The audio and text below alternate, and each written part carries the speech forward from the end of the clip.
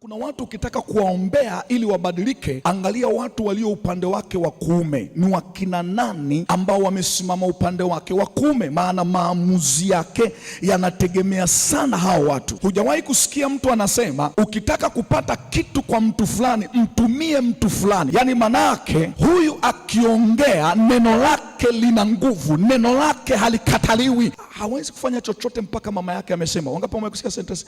Hawezi kufanya chochote mpaka rafiki yake fulani. Hawezi kufanya chochote hata cha kawaida, hawezi.